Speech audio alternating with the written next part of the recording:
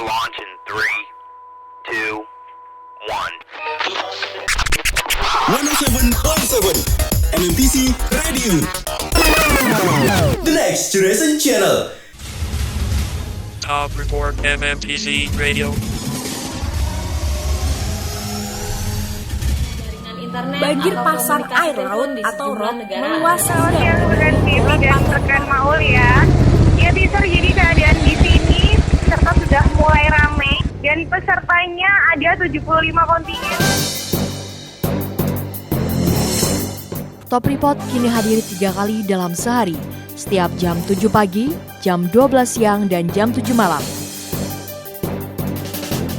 Menyajikan berita regional, nasional, dan internasional. Hanya di 107.7 MMTC Radio. The Next Generation Channel. Sesaat lagi Anda menyimak Top Report.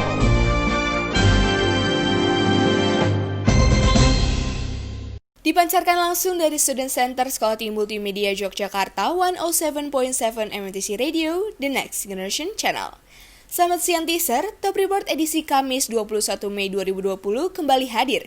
Bersama saya Zara Jinan, inilah Top Report selengkapnya. Sari Berita. 300 karyawan pabrik rokok di Tulung Agung jalani rapid test. Rumah sakit rujukan corona tak kunjung tersedia di Kabupaten Lebong. Lakukan penyekatan arus mudik, Direktorat Lalu Lintas Polda Lampung tempel stiker. Teaser, berita pertama datang dari Kota Bandung. Angka kejahatan dan kriminalitas semakin meningkat di masa pandemi COVID-19 ini. Pencurian dan pembegalan bisa terjadi di mana saja. Selain itu, kasus KDRT juga meningkat semenjak kebijakan work from home diberlakukan. Teaser, kami sambungkan Anda dengan reporter kami Rahma yang akan menyampaikan lebih lengkapnya. Silakan Rahma laporannya. Iya, teaser pasca diberlakukannya pembatasan sosial berskala besar atau PSBB di beberapa wilayah di Indonesia, ini angka kejahatan meningkat. Nah, berdasarkan evaluasi kepolisian bahwasannya untuk keseluruhan wilayah baik yang melakukan PSBB atau tidak, namun rata-rata ini kejahatan meningkat hingga 11,80%. Sementara itu untuk tindak kejahatan memang bervariatif, kejahatan seperti penjarahan di toko dan pembegalan atau kejahatan jalanan lainnya ini marak terjadi. Sementara itu, kepolisian menyatakan hingga kini sudah melakukan berbagai upaya seperti menurunkan tim khusus untuk mengawasi wilayah-wilayah yang rawan akan tindak kejahatan dan kriminalitas selama pemberlakuan PSBB. Dan berikut adalah pernyataan Kepala Bagian Penerangan Umum Humas Polri atau Kabag Penum Humas Polri Kombes Asep Adi Saputra. Upaya pencegahan preventif. Secara prinsip, preventif ini adalah meningkatkan kehadiran kepolisian di daerah tersebut agar terjadi upaya pencegahan di mana niat dan kejahatan itu. Ya, teaser, selain pencurian dan pembegalan, tindak kejahatan seperti kekerasan dalam rumah tangga atau KDRT ini meningkat khususnya di Kota Bandung. Polrestabes Bandung menyatakan mereka sudah mendapatkan laporan setidaknya 7 kasus KDRT yang terjadi selama masa PSBB dan work from home berlangsung. Menurut Komnas Perempuan, banyaknya KDRT terjadi pada wanita ini karena diadakannya work from home dan juga wanita yang harus melakukan peran ganda di rumah, apalagi bagi mereka yang sedang bekerja. Dan salah satu faktor yang paling besar pengaruhnya adalah suami yang terkena PHK atau pengangguran. Ini psikologisnya terganggu sehingga melampiaskannya dalam bentuk kekerasan kepada wanita. Dan berikut adalah pernyataan dari konselor Yayasan Pulih dan International Wellbeing Center Nur Hidayati Handayani. Orang juga mengalami dampak dari peraturan PSBB ini. Misalnya, banyak keluarga yang sumber penghasilannya menurun atau bahkan mereka kehilangan pekerjaannya sehingga Kejahatan di masa-masa PSBB ini dipengaruhi oleh beberapa faktor dan banyak pula pihak yang menyatakan pembebasan napi merupakan salah satu yang menjadi faktor paling berpengaruh. Namun faktanya memang ada beberapa tindak kejahatan yang dilakukan oleh napi asimilasi. Namun itu bukan faktor utama. Faktor utamanya diduga karena banyaknya PHK yang dilakukan di beberapa perusahaan-perusahaan menyusul adanya kebijakan PSBB yang membuat sebagian ekonomi ini lumpuh. Rahma Fauziah, Bandung, Jawa Barat, kembali ke MMTC Radio. Teaser, berita kedua datang dari kota Tulung Agung. Ratusan karyawan pabrik rokok di Tulung Agung jalani rapid test. Bersama reporter kami Alif, kita ikuti laporan berikut ini. Ya Alif, bagaimana kondisi di Puskesmas Bangunjaya saat ini? Ya, baik teaser, saat ini saya berada di Puskesmas Bangunjaya, Kecamatan Pakel, Kabupaten Tulungagung, di mana rapid test tahap kedua karyawan pabrik rokok Si Mustika dilakukan. Tepat di belakang saya masih terlihat beberapa petugas dari Dinas Kesehatan Kabupaten Tulungagung baru saja selesai melakukan rapid test kepada sekitar 30 karyawan pabrik rokok.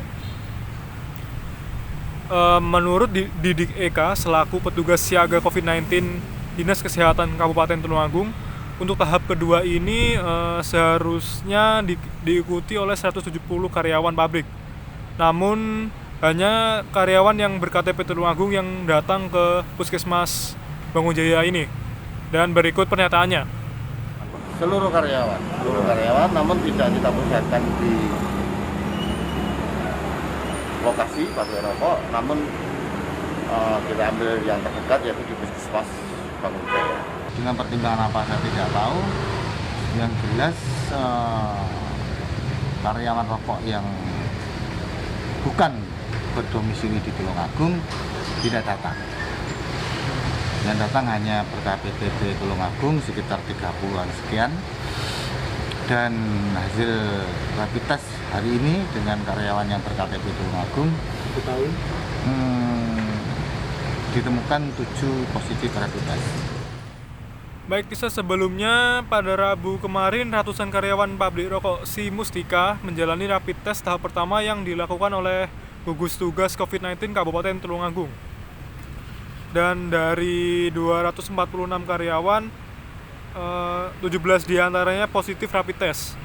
Menurut tim pencegahan gugus tugas COVID-19 Tulungagung, Dr. Ana Prapti, rapid test tahap pertama ini difokuskan kepada karyawan yang satu blok, dengan salah satu karyawan pabrik rokok yang berinisial H yang sebelumnya sudah berstatus sebagai pasien dalam pengawasan atau PDP. Berikut pernyataannya. Kami masih kembangkan mereka kontaknya dengan siapa saja. Jadi karena dari hasil tracing yang kita lakukan, ternyata mereka pulang pergi itu juga diantar bisnya perusahaan. Di mana di dalam bis perusahaan itu yang naik di sana tidak hanya yang satu kamar saja, yang satu kan ada dua blok. Okay. Nah, ini tadi rapid kita fokuskan di satu blok di tempat pasien H itu berada.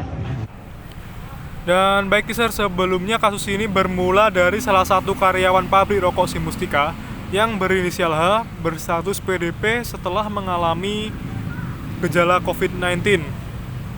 Hal ini yang membuat gugus tugas COVID-19 Kabupaten Tulungagung melakukan rapid test kepada seluruh karyawan pabrik rokok Si Mustika. Baik kisah, demikian dari Tulungagung, Jawa Timur. Muhammad Alif kembali ke MMTC Radio.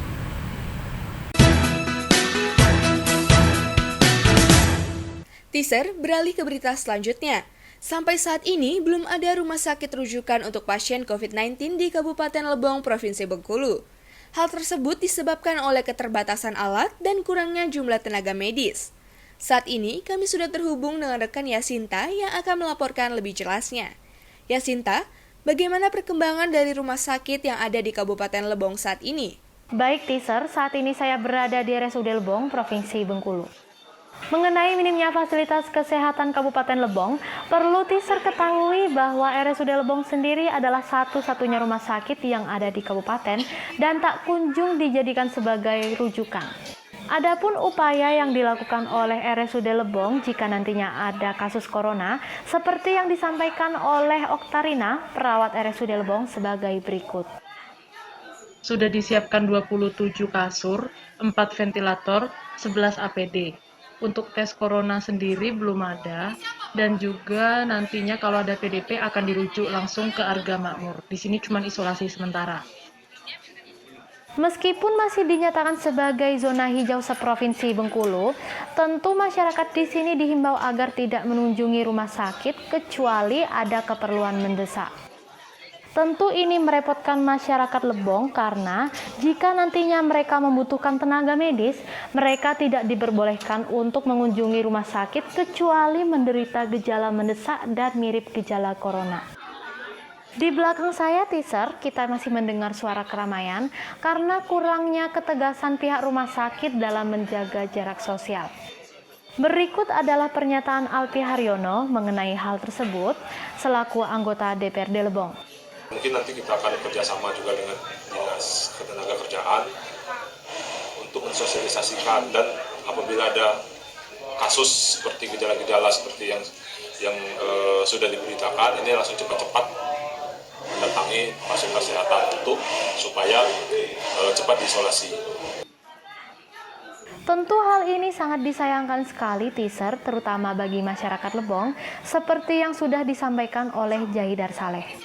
Repot lah kalau harus misalnya dioper ke Arga Makmur. Jaraknya kan lumayan ya, 1,5 jaman. Terus kalau misalnya ada yang sakit, nggak boleh berkunjung ke RSUD Lebong kan lumayan ribet, kecuali kalau emang mendesak gitu. Rumah sakit ini hanya akan berfungsi sebagai ruang isolasi sementara, mengingat keterbatasan alat kesehatan seperti APD, ventilator, dan juga ruang isolasi. Sebelumnya teaser, Kabupaten Lebong ini adalah satu-satunya zona hijau di Provinsi Bengkulu, mengingat belum adanya kasus corona. Meskipun begitu, masyarakat Lebong tetap dihimbau untuk tetap di rumah saja dan tidak bepergian kemana-mana. Itulah tadi laporan mengenai minimnya fasilitas kesehatan Kabupaten Lebong. Ya, Cinta Salsabila melaporkan dari RSUD Lebong, kembali ke MNTC Radio. Teaser masih tentang perkembangan kasus corona di Indonesia. Kasus ODP di Yogyakarta terus melonjak, khususnya di Kabupaten Sleman. Hingga saat ini, kasus ODP di Sleman sudah mencapai 1.757 orang. Inilah reporter kami Laili dengan laporan lengkapnya.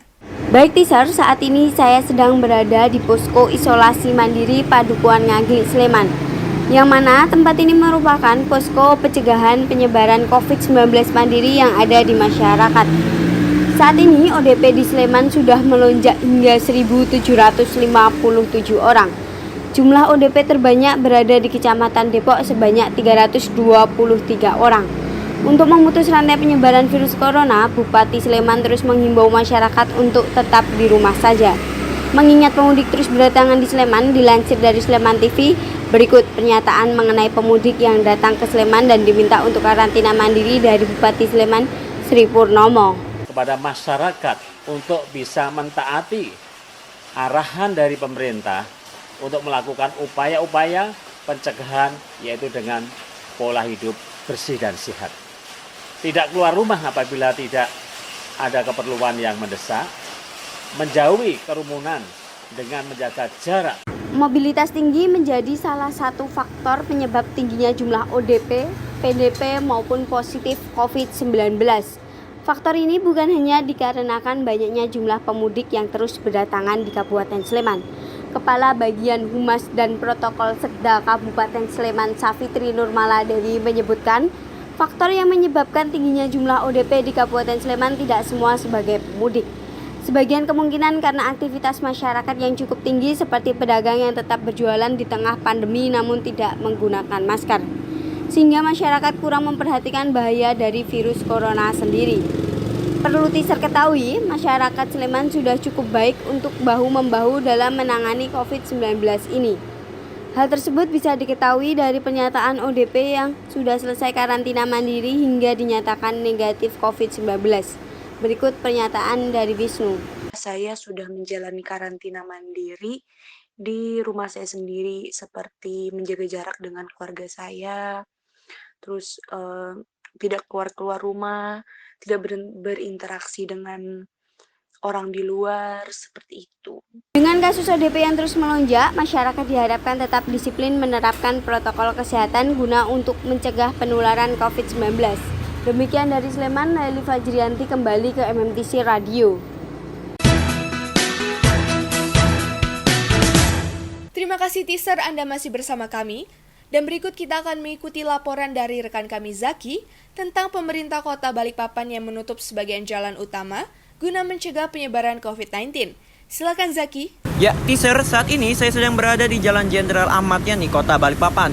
Masuknya Kota Balikpapan sebagai zona merah COVID-19, pemerintah Kota Balikpapan langsung bertindak dengan penutupan beberapa ruas jalan utama. Dan teaser, tepat di tempat saya berdiri, sedang berlangsung penutupan jalan di mana penutupan ini diharapkan mampu mencegah penyebaran COVID-19 semakin meluas. Penutupan sejak 31 Maret ini dilaksanakan sampai waktu yang belum ditentukan. Seperti yang dijelaskan Wali Kota Balikpapan, Rizal Effendi, melalui surat edaran Wali Kota tentang penutupan sementara beberapa ruas jalan utama dalam rangka pencegahan penyebaran virus COVID-19 sampai waktu yang belum ditentukan. Penutupan ini dilaksanakan pada pukul 9 sampai pukul 15 dan malam hari pada pukul 21 sampai 2 waktu Indonesia Tengah. Namun selama bulan Ramadan ada perubahan waktu penutupan, yaitu pada pukul 14 sampai pukul 19 dan pukul 21 sampai pukul 2 waktu Indonesia Tengah. Penutupan ini sangat berdampak, yaitu penumpukan kendaraan di beberapa jalan alternatif di sore hari. Hal ini disampaikan oleh Kasat Lantas Polres Kota Balikpapan, Kompol Iriawan Setiono. Hari pertama kita evaluasi ketika kami lakukan penutupan di sore hari, sangat kendali dan aman. Tapi ada beberapa ruas jalan yang menjadi imbasnya, seperti contoh di Kampung Timur, Serat 1, Sumberjo, Gunung Kawi. Hal ini karena ada pekerja yang pulang sore hari akan melalui jalur alternatif. Saat penutupan, hanya beberapa saja yang bisa melintas, seperti mobil pengantar logistik, bahan pokok, dan ambulans. Dan ada kebijakan khusus bagi karyawan yang akan pulang dan ingin melintas dengan menunjukkan tanda pengenal atau surat tugas dari kantor, seperti yang disampaikan oleh anggota Dinas Perhubungan Kota Balikpapan, Reza Nur Fauzan. Hanya kebijakan dari Pak Wali Kota yang memberikan dispensasi bisa melewati akses yang kita tutup dengan persyaratan sesuai surat edaran, yakni menunjukkan ID card atau surat keterangan dari perusahaan masing-masing. Penutupan jalan ini banyak dikeluhkan pengguna jalan karena harus memutar lebih jauh. Pasalnya, selain harus memutar jauh, juga terkena macet di jalan alternatif, seperti yang disampaikan pengguna jalan Haryo Abrianto. Mas, saya jadinya harus memutar jauh. Biasanya sih saya kalau pulang ke rumah cuma 5 menitan. Sekarang harus mutar lewat Sumberjo dan kena macet sih biasanya. Jadi saya sampai rumah bisa sampai 20 menitan Untuk itu dihimbau agar masyarakat tidak keluar rumah apabila tidak terlalu perlu dan untuk tetap mematuhi aturan dari pemerintah. Demikian dari Balikpapan, Zaki Arif kembali ke MMTC Radio. Teaser, berita berikutnya datang dari Kota Lampung. Direktorat Lalu Lintas Polda Lampung terus berupaya melaksanakan operasi Ketupat Krakatau 2020. Ada upaya terbaru yang dilakukan dalam operasi ini guna mencegah penyebaran COVID-19. Segera kita simak laporan dari reporter kami Kinan yang saat ini sudah berada di lokasi. Ya Kinan, apa upaya baru yang dilakukan dalam operasi ini? Ya Zahra, baik teaser, saat ini saya sedang berada di Jalan Raya Suban, Bandar Lampung. Terlihat di sini sedang dilakukan operasi Ketupat Krakatau 2020. Mulai hari ini teaser ada upaya baru dalam penyekatan kendaraan yang berasal dari luar Provinsi Lampung, yaitu dengan pemasangan stiker khusus sebagai penanda kendaraan yang telah diperiksa. Menurut Kabid Humas Polda Lampung, Kombes Pol Zahwani Pandra Arsyad mengatakan pihak di Telantas Polda Lampung melakukan pemasangan stiker ini bertujuan untuk menghindari pemeriksaan berulang ketika kendaraan akan memasuki wilayah Kota Bandar Lampung. Direktorat Lalu Lintas Polda Lampung yang tergabung dalam tim gugus tugas percepatan penanganan COVID-19 Provinsi Lampung terus melakukan kegiatan penyekatan dan penertiban terhadap kendaraan. Ya, itu tadi teaser dan juga Zahra pernyataan dari Kepala Bidang Humas Polda Lampung, Kombes Pol Zahwani Pandra Arsyad. Lalu, bagaimana kondisi terkini di sana? Ya Zahra dan juga teaser, kondisi terkini bisa saya gambarkan. Di depan saya ini ada polisi yang baru saja melakukan pengecekan kepada salah satu pengendara mobil yang berplat B dengan cara mengecek KTP pengemudi dan juga penumpang mobil tersebut.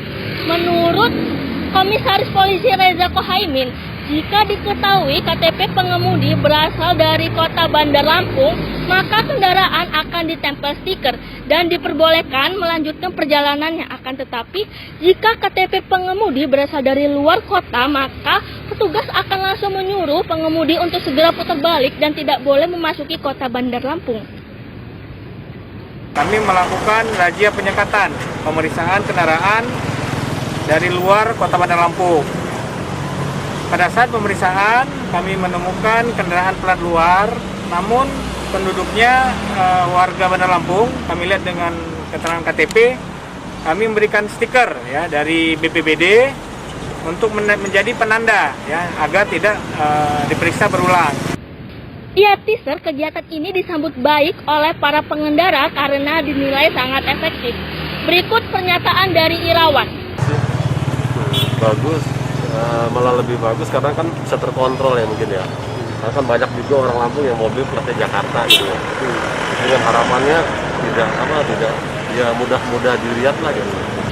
Rencananya kegiatan ini akan terus dilakukan hingga 8 Juni mendatang. Sekian laporan dari Bandar Lampung. Safira Kinanti kembali ke MMTC Radio. Terima kasih teaser, Anda masih setia mendengarkan Top Report siang hari ini. Beralih ke berita selanjutnya, pedagang kaki lima atau PKL di wilayah Kabupaten Wonogiri tetap diperkenankan berjualan selama Ramadan. Segera kita simak laporan dari reporter Alinea yang saat ini sudah berada di lokasi. Silakan Alinea. Ya, terima kasih Zahra. Perlu diketahui teaser, saat ini saya sedang berada di kawasan Pasar Kota Wonogiri. Situasi di sini cukup ramai karena terdapat masyarakat yang sedang melakukan proses jual beli, tepatnya dengan para pedagang kaki lima. Menurut data yang saya peroleh, sebelum bulan Ramadan, para pedagang kaki lima di kawasan Wonogiri ini diliburkan. Hal ini bertujuan untuk mengurangi keramaian dan kerumunan melihat situasi pandemi COVID-19 pada saat ini.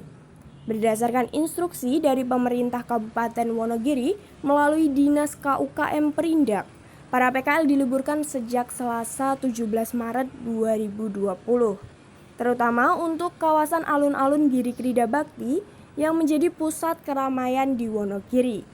Pada akhir pekan, banyak sekali PKL yang memenuhi pinggir jalan di pusat kota Wonogiri tersebut. Pemerintah Kabupaten Wonogiri juga menurunkan Satuan Polisi Pamong Praja atau Satpol PP untuk menggelar patroli rutin dalam menanggapi para PKL yang masih nekat berdagang. Menjelang Ramadan, sejak Maret 2020, sejumlah PKL mengusulkan permohonan agar diizinkan untuk berjualan takjil selama Ramadan. Perizinan tersebut mendapat respon positif dari pemerintah Kabupaten Wonogiri. Para PKL diizinkan berjualan takjil sejak hari pertama puasa, yaitu Jumat 24 April 2020. Akan tetapi, PKL hanya diperbolehkan berjualan satu jalur di depan Pasar Kota Wonogiri, tepatnya di kawasan Jalan Jenderal Sudirman ini. Hal tersebut membuat para pedagang mengurungkan niatnya untuk berjualan karena melihat situasi pembeli yang sepi. Berikut kutipan hasil wawancara saya dengan Erin Leswarno, selaku pedagang kaki lima. Ya, sejak ada pelarangan untuk berjualan di alun-alun itu ya sebenarnya itu pedagang itu diperbolehkan ya Mbak berjualan di depan pasar ya, tetapi itu karena pembelinya itu sepi ya Mbak, jadinya tuh para pedagang tuh memutuskan untuk tidak berjualan. Ya, padahal para PKL biasanya mendapatkan keuntungan yang lebih pada saat Ramadan tiba. Selanjutnya, para pedagang yang ikut berjualan di depan Pasar Kota Wonogiri wajib menerapkan protokol kesehatan demi mencegah penularan COVID-19. Setiap pedagang harus menerapkan sistem takeaway, artinya pembeli tidak diperkenankan makan di tempat, melainkan harus dibawa pulang. Berikut ini kutipan hasil wawancara saya dengan Aldian selaku pembeli. Ya Mbak, kita beli itu harus take away, nggak boleh makan di sini. Intinya tetap menerapkan protokol kesehatan untuk mengurangi penyebaran virus. Ya, tentunya para pedagang ini baru diperkenankan berjualan menjelang waktu berbuka puasa, yaitu mulai dari pukul 15.30 waktu Indonesia Barat. Demikian dari Wonogiri, Alinia Edisiwi kembali ke MMTC Radio. Teaser, tetaplah ikuti himbauan dari pemerintah untuk tetap di rumah. Pastikan untuk rajin berolahraga dan mengkonsumsi vitamin. Beralih ke berita selanjutnya, Bupati Demak memutuskan untuk menerapkan physical distancing di Pasar Bintoro sejak 29 April. Hal ini dilakukan karena adanya peningkatan status tanggap darurat COVID-19 di Kabupaten Demak. Kami sudah terhubung dengan Kamal yang akan menyampaikan laporannya untuk Anda. Ya Kamal, bagaimana situasi terkini di Pasar Bintoro? Iya Zahra dan juga Teaser, saat ini saya berada di depan Pasar Bintoro, tepatnya di Kabupaten Demak. Bisa saya laporkan, situasi di belakang saya ini terbilang cukup ramai, di mana para pengunjung yang datang ini datang dari berbagai kecamatan yang ada di Kabupaten Demak. Teaser, di Pasar Bintoro ini telah menerapkan aturan physical distancing, yang mana aturan ini diberlakukan sejak tanggal 29 April kemarin, menyusul adanya surat edaran dari Bupati Demak yang mengatur tentang penataan dan pembatasan kegiatan perdagangan di kawasan Pasar Bintoro. Menurut Singgi Setiono selaku Jubir Gugus Tugas COVID-19 Kabupaten Demak, aturan jaga jarak ini diberlakukan mulai pukul 12 malam hingga 9 pagi. Berikut pernyataan dari Singgi Setiono. Dari jam 00.01 karena kita tahu Pasar Bintoro itu sudah mulai berjalan jam-jam segitu sampai jam 9 pagi. Jalan raya dipeta-petakan dengan jarak 1,5 meter dari satu tempat ke tempat yang lain. Yang belanja tetap ada space sehingga tetap terpenuhi jarak nanti sekitar 1,5 meter. Perlu diketahui Teaser, di sini para pedagang diperbolehkan berdagang di sepanjang Jalan Raya Sultan Fatah atau tepatnya di depan Pasar Bintoro. Di sini telah disediakan tempat berukuran 2x2 meter yang ditandai dengan garis kuning. Untuk jarak sendiri antar pedagang satu ke pedagang yang lainnya berkisar 1,5 meter. Menurut Abdul Fatah selaku Ketua Paguyuban Pedagang Pasar Bintoro, sangat setuju dengan adanya aturan baru ini. Aturan baru ini guna mencegah penularan COVID-19 di Kabupaten Demak. Berikut pernyataan dari Abdul Fatah. Sebagai wakil dari paguyuban, dari wakil pedagang, memang kebijakan dari pemerintah daerah saya sangat setuju untuk menghindari penyebaran COVID-19 atau virus corona ini. Kami setiap hari dari paguyuban sudah menginformasikan seluruh pedagang supaya untuk diwajibkan membawa masker, baik pedagang maupun pengunjung. Aturan jaga jarak di Pasar Bintoro yang semula dijadwalkan pukul 12 malam hingga pukul 9 pagi ini pada kenyataannya hanya sampai pukul 6 pagi saja. Hal ini membuat Martini selaku pembeli resah karena ketika datang pukul 5 semua dagangan sudah habis. Ada penataan baru pasar di luar sampai pukul 9, tapi kenyataannya malah tadi saya dengar jam 6, saya ke sini jam 5:15 sudah habis semua. Rencananya aturan physical distancing ini akan diberlakukan hingga tanggal 29 Mei 2020 untuk mencegah penularan COVID-19 di Kabupaten Demak. Demikian dari Kabupaten Demak, Kamaludin kembali ke MMTC Radio. Teaser, berita tadi sekaligus mengakhiri Top Report siang hari ini. Terima kasih untuk Teaser yang setia mendengarkan Top Report. Saya Zara Jinan serta kru yang bertugas pamit undur diri. Terima kasih dan selamat siang.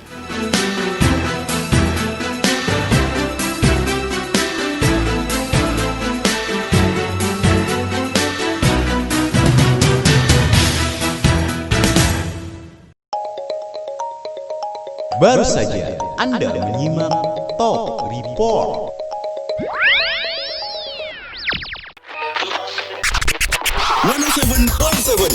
MMTC Radio. The Next Generation Channel.